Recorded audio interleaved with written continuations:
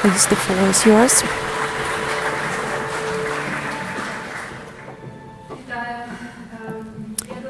Good morning. I have just joined, so I missed what was said in the beginning, and I would like to explain to you what cultural diplomacy means to me in our today's context, and of course the historic context we live in, which is the war of Russia against us.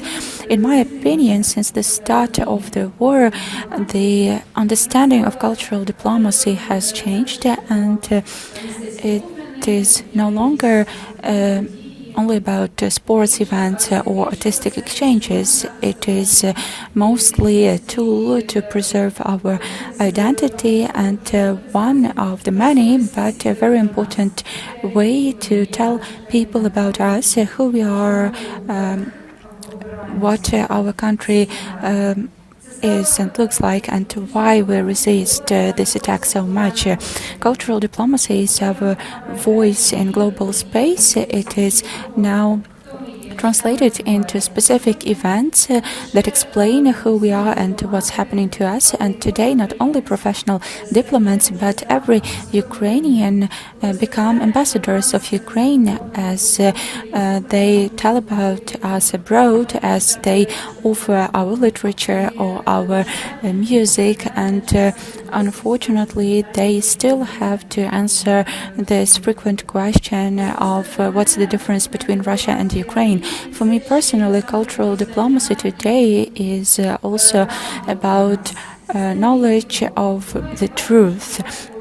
The deep truth about us. We can see what happens when this truth is distorted. Some Ukrainian writers or painters can be called Russian, and it works in a way that it might happen not only to Ukrainian artists, but other artists or cultural sites. The occupation starts with cultural appropriation, and we are all in danger when we lack knowledge. We actually live in this global environment governed by information. Information is a weapon, it's security, it's a currency, it's everything. And when we lack knowledge, when we lack information, we are insecure, and the cultural diplomacy is exactly about it. I've just returned from the United States, where I had a chance to thank the country and their academic community for such a personality as James Mace. It's a famous American scientist who actually conveyed the truth about the famine, the great famine in Ukraine. And next month we will light candles in memory of the great famine victims, and we also have to be mindful of this important person who initiated this trend. So it's an example of cultural diplomacy which changes perception of the country, and it adds to the knowledge about the country. During the meeting in the United States that I've just mentioned, we also celebrated the anniversary of the Global Coalition of Ukrainian Studies. It's a state initiative launched last year in the US. That's why we celebrated the anniversary there as well. And it's an important stage of the development of our cultural diplomacy. It's about systemic, academic, deep studies about Ukraine in different institutions of the world, and 4 educational institutions have joined this initiative over the year, and overall we have 19 members of the coalition from 9 countries of the world, including South Africa, South Korea, and the number keeps growing. Almost 100 specifically 91 institutions expressed their willingness to join the coalition.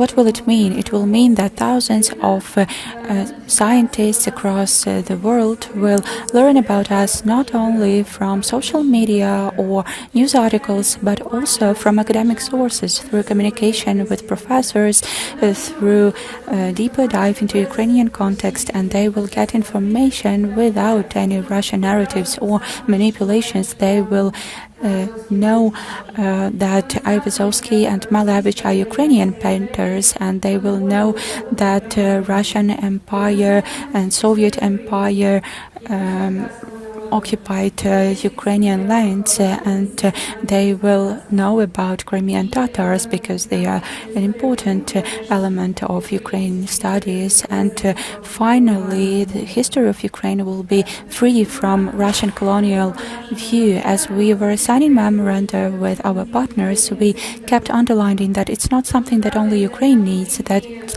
something they need as well, because this knowledge is important for every person who wants to be free, who wants to know what's happening in the world, who wants to know what we are moving forward to. And the truth is making us stronger if we are not afraid of it.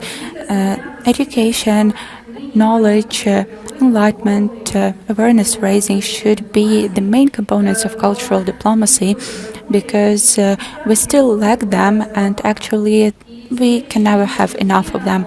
And this year we will have the 5th summit of ladies and gentlemen, first ladies and gentlemen. It will be fully dedicated to education. Education which shapes the world and world order. And it seems to me that we took a new and interesting step for us. For the first time in the history of the summit, our invited experts will be 9 leading scientists of the world, as well as 3 Nobel Prize winners. They've had public lectures in Ukrainian universities, including over 2,000 of Ukrainian students in Dnipro, Ostrog, Ivano-Frankivsk. And this also we can consider as some type of Ukrainian studies, because not only Ukrainian students met and saw the famous people in the world, the artists in the world, but they also met Ukrainian students, teachers, and scientists. And it is a very interesting dialogue and very useful dialogue for our countries, and we need all to continue to talk to make our country more visible, more audible, and better understandable. And I have several propositions how we all can do this. That include the results of our summit. Within this summit, we propose another educational solution developed by the Ministry of Education and Science, developed together with Ukrainian teachers, a video lesson which is based on the stories told by teenagers.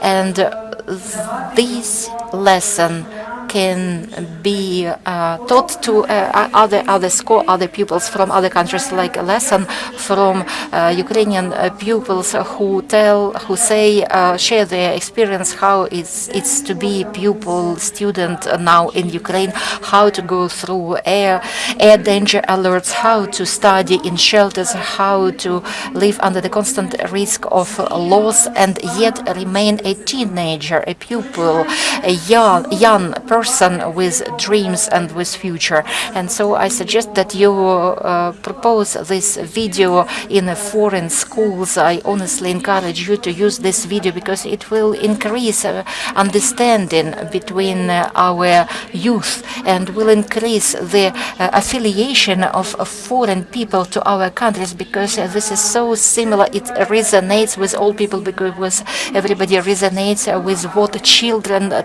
say when they come home.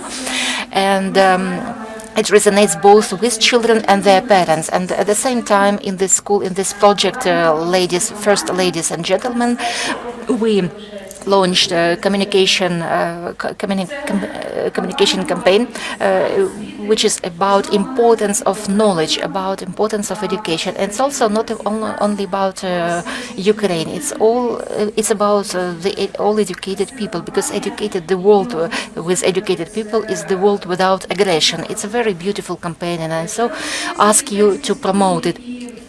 And in a large sense, Ukrainian studies and the educational project of Ukraine, it's about this, about knowledge which saves the world and makes us better.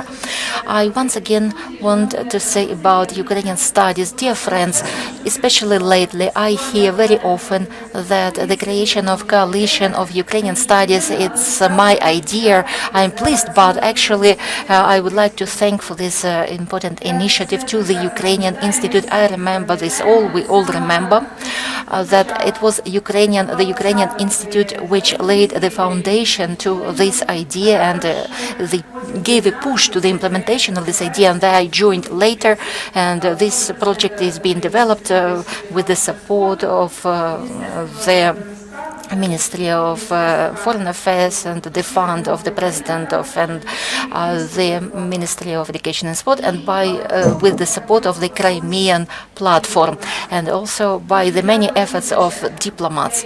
And so I'm very grateful to all involved, and I'm grateful to all who is engaged in the cultural diplomacy, because to spread culture, to spread knowledge through understanding, it's an important mission which will shape our future. I'm very grateful to all of you.